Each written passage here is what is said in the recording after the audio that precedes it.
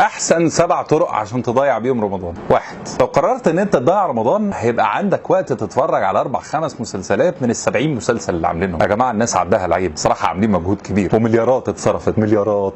2. لو قررت تضيع رمضان هيبقى عندك وقت كمان ان انت تتابع فيها برامج المقالب الجميله اللذيذه، مش عارف مين كلت تمساح، مين طلعت له سحليه، مين بيقع من طياره. ده طبعا غير برامج الممثلين اللي بتستضيفهم بقى وتعرف حياتهم الخاصه، يا ترى مصاحب كام واحده، يا ترى بيشرب ايه، يا ترى الحاجات المفيده دي. 3. لو قررت تضيع رمضان هيبقى عندك وقت تقعد على قهوه من 1.5 مليون قهوه مستنياك تقعد عليهم يا باشا. تخيل دول فاتحين كام بيت، مشغلين كام واحد، يا اخي حرام عليك. 4. لو قررت تضيع رمضان هيبقى عندك وقت تقعد على واحده من كام الف خيمه رمضانيه جميله فاتحه وتستمتع بالشيشه الرمضانيه الجميله والسحور الساحر على انغام الرأس الشرقي. 5. لو قررت تضيع رمضان هيبقى عندك وقت بقى يا معلم كوره لغايه الفجر ودورات رمضانيه وحاجات زي الفل. 6.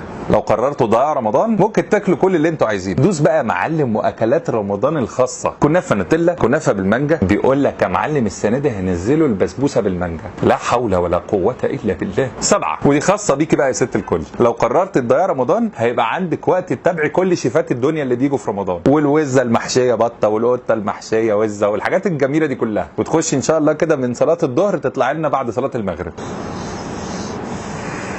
خلونا نتكلم بجد شويه. الشيطان في القرآن قال: وقال لأتخذن من عبادك نصيبا مفروضا ولأضلنهم ولأمنينهم ولآمرنهم فليبتكن آذان الأنعام ولآمرنهم فليغيرن خلق الله. من أهم أهداف الشيطان هي تغيير خلق الله، ومن أخطر تغيير ممكن يحصل في خلق الله هي تغيير عقلك ومفاهيمك، إنك تشوف الغلط صح. كلنا عارفين إنه في رمضان مرضة الشياطين بيسلسلوا، والمرضى يعني الكبار، علية القوم يعني. بس الصراحة الشيطان لعبها صح، ما بقاش محتاج يكون موجود أصلا، هو غير معنى رمضان في عقولنا. فرمضان بدل ما كان هو شهر العبادة وشهر القرب من الله وشهر التغيير، بقى رمضان شهر المسلسلات، برامج المقالب، برامج الممثلين، شهر القهاوي والخيم الرمضانيه، شهر الدورات الرمضانيه، وشهر الحلويات المخصوصه اللي ما بتنزلش غير فيه، وشهر الاكل والبطن والرزع، لازم ناكل لغايه ما نموت.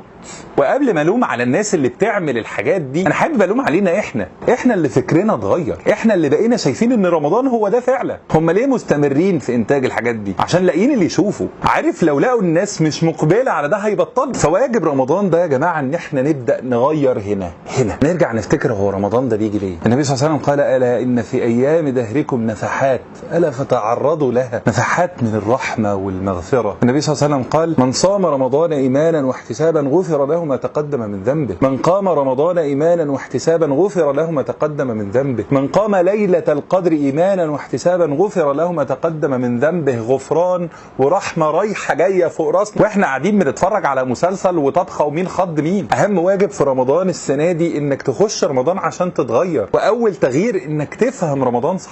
حد هيجي يقول لي: طب انا خلاص انا يا عم هصلي وهصوم وهعمل كل حاجه، بس انا هدي وقت للحاجات التانية دي. في ايه يعني لما ادي ساعه المسلسل ولا ساعه على القهوه ولا ساعه للكوره ولا انا هخش اطبخ لاولادي؟ في ايه العيب في الموضوع يا جماعه؟ رمضان زي ما الخير فيه كتير وزي ما الحسنات فيه مضاعفه، السيئات فيه مضاعفه. انك تضيع وقتك على قهوه بتشرب شيشه، وانك تضيع وقتك في خيمه رمضانيه فيها موسيقى ورقص وغنى، وانك تضيع وقتك في ماتش كوره. هتقول لي الكوره حلال، هقول لك حلال بس مش وقتها دلوقتي. انك تضيعي وقتك في طبيخ، هتقولي لي بطبخ لعيالي ياكلوا، موافق والله، بس ياكلوا واشربوا ولا تسرفوا. ده رمضان ده الشهر اللي بطني فاضيه عشان اقف اصلي، مش هملاها بكل حاجه وارجع انام. عباده رمضان السنه دي اللي انا جاي اقولها لك، غير ده وافتكر هو رمضان جه ليه؟ عشان يتغفر لي، عشان ربنا يعفو عني، عشان انا اتغير. فاوعى تبيع رمضان، اوعي تبيعي رمضان. طبعا كلنا بنحب اللي هو 5 خطوات للتخلص من مش عارف ايه، الرباع ستدهشك. انتوا مستنيين امير يقول هنعمل ايه في رمضان، بس الصراحه هو مفيش خلطه سريه، مفيش حاجه هنعمل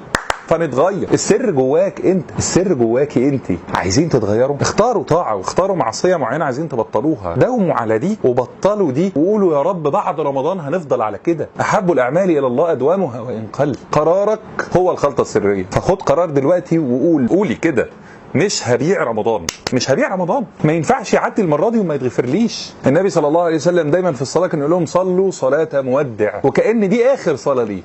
انا عايز السنه دي رمضان مودع، وكأن ده اخر رمضان لينا. لو عرفت ان ده اخر رمضان هتعمل ايه؟ اعمله من دلوقتي.